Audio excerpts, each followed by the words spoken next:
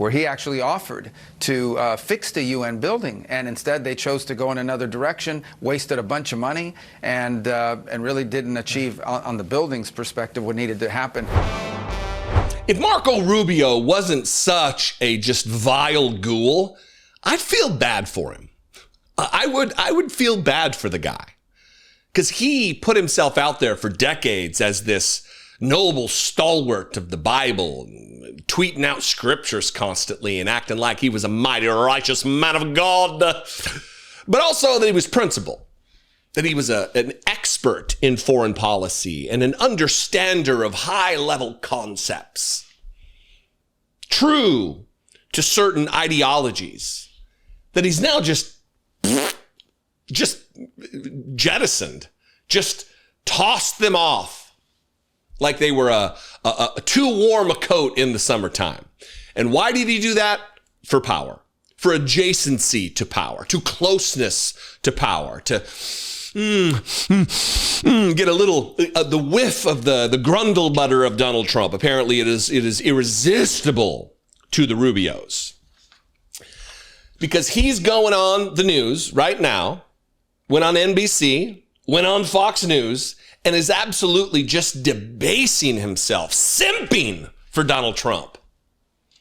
Being the lappiest lapdog, just Donald Trump, yeah, give me those cheeks. I'm going to start with this NBC clip because it really does lay bare the lack of integrity or dignity of our current Secretary of State, where he's being asked, look, Donald Trump said he was going to end the war in Ukraine. He said this numerous times, multiple times, dozens, if not hundreds of times. He's going to end the war. I'm not going to end it on day one, in the first week.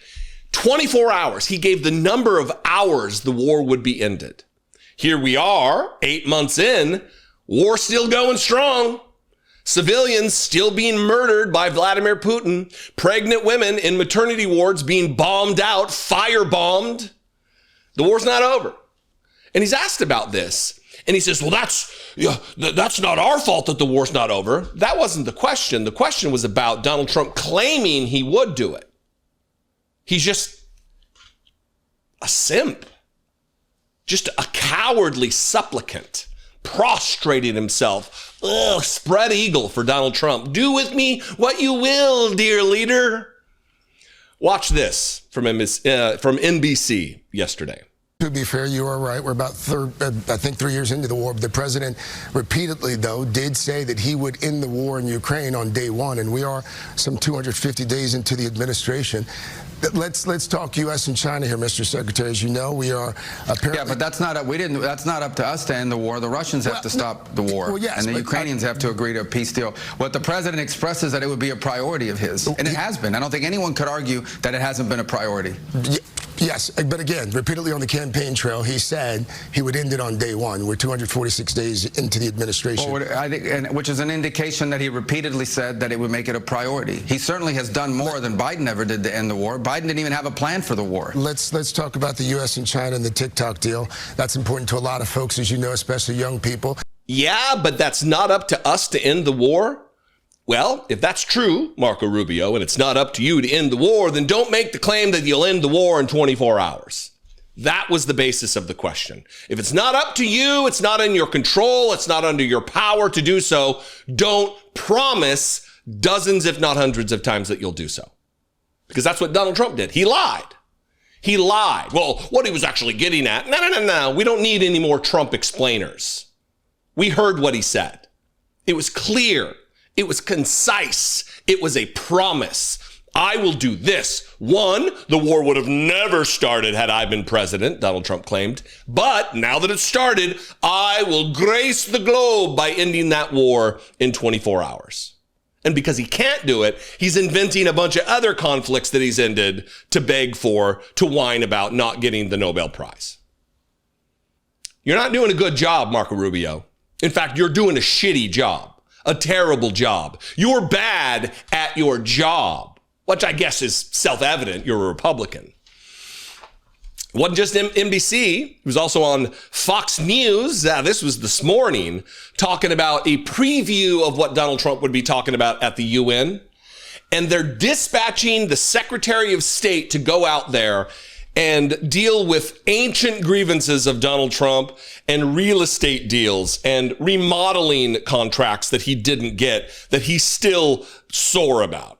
He's still beat up about it. His feelings are still hurt that he didn't get a certain contract, a business deal. Maybe you should have done a better bid, Donald Trump. Maybe you should have had a better reputation as not a grifter and a liar and bad at what you do. And you might have gotten the contract. But here's Marco Rubio running interference for Donald Trump's personal, decades-old grievances. You can anticipate the president will point to his own history with the UN, going back to his time here as a developer, where he actually offered to fix the UN building, and instead they chose to go in another direction, wasted a bunch of money, and really didn't achieve on the building's perspective what needed to happen. And I think it's emblematic of how feckless the UN has become as an organization. It's just a place where once a year a bunch of people meet and give speeches and write out a bunch of letters and statements, but not a lot of good, important action is happening. So again, the UN has a lot of potential, but it's not living up to it right now. He actually offered to fix the UN as though he was doing charity for them. I'll tell you what I'll do. You look, out of the kindness of my own heart, I'll cover this. I'll fix this for you. And instead, Marco Rubio says, they decided to go in a different direction, wasted a bunch of money. They decided to go in a different direction? You mean out of all the bids in a contract negotiation and who they're going to pick to do the work, they picked a different company. It wasn't a slight against Donald Trump. Nobody knows if that's true. It could be. I wouldn't do business with Donald Trump. I don't do business with Republicans.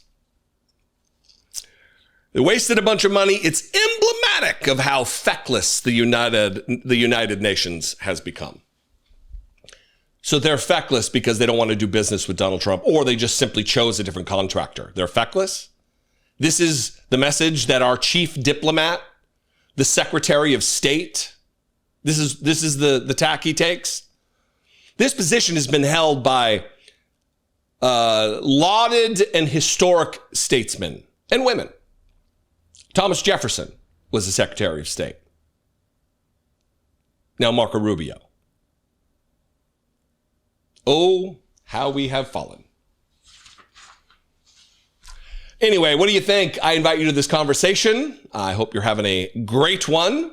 You can comment below this video wherever you're watching it. You can also call the voicemail line, 714-576-4054. One more time, 714-576-4054. And you can email me the old-fashioned way, daily@dollemore.com. If you're not subscribed, it is free to subscribe. Click the subscribe button below this video. Go over to Facebook and click on the like and follow, whichever the option is. Not a Facebook expert or even casual user, but you know, we're figuring it out.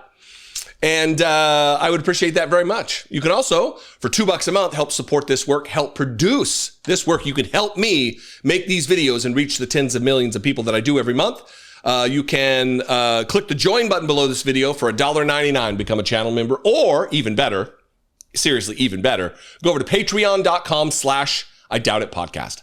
I love and appreciate you very much. I will see you next time. Be genuine and take care of one another.